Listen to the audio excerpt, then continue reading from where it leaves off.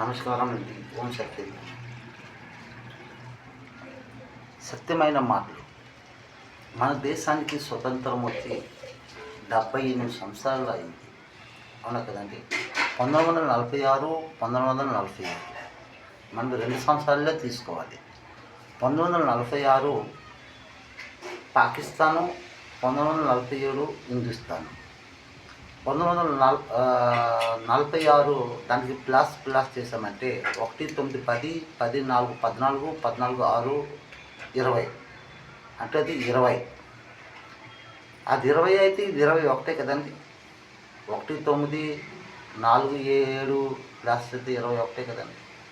అవునా కదండి. అయితే అప్పుడప్పుడు యూట్యూబ్లో చూస్తుంటారు పాకిస్తాన్లో అంటే మాకే ముందు స్వతంత్రం వచ్చిందండి.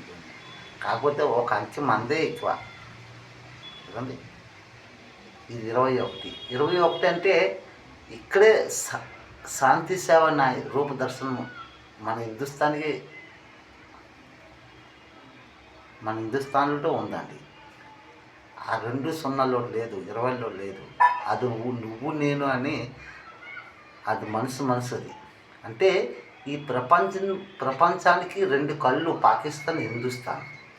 ఒకవేళ హిందుస్థాన్ పాకిస్తాన్ యుద్ధం చేసుకున్నామంటే పాకిస్తాన్ వాళ్ళు మన హిందుస్థాన్లో బాంబ్ బ్లాస్ట్లు వేశారంటే ఇక్కడ మన బంగాళాఖాతం సముద్రము పొంగిపోద్దండి. అక్కడ కాశ్మీర్ బర్ఫ్ పగిలిపోద్దండి. ఎస్, మనము వాళ్ళు చేసామంటే అదే సంఘటనలు జరుగుతాయండి. అంటే హిందుస్థాన్ పాకిస్తాన్ ఈ 2 ఫైట్ చేసుకుంటాయి, యుద్ధం చేసుకుంటే కరెక్ట్ రైట్గా. ఈ హిందుస్థాన్ మునిగిపోతే అక్కడ చైనా కూడా ఉండదు, నేపాల్ దేశం కూడా ఉండదు, బంగ్లాదేశ్ కూడా ఉండదు, అక్కడ రష్యా కూడా ఉండదు, అమెరికా ఏ దేశం కూడా ఉండదండి. ఈ ప్రపంచం అంతా ఈ పాత్రలోకి వెళ్ళిపోతుంది. ఈ సత్యమైన మాటలు. ఇది శాంతి దేశం. ఈ దేశం మీద యుద్ధాలు జరిగితే త్వరగా అన్ని దేశాలు కూడా ఖతమైపోతాయండి. అది మన మహానీయులు బాబూజీ మహాత్మా గాంధీజీ, సర్దార్ వల్లభాయ్ పటేల్ గారు, పండిత్ జవహర్లాల్ నెహ్రూజీ గారు, వీళ్ళు మనుషులలో ఫస్ట్ ముందే తిరిగేదన్నమాట.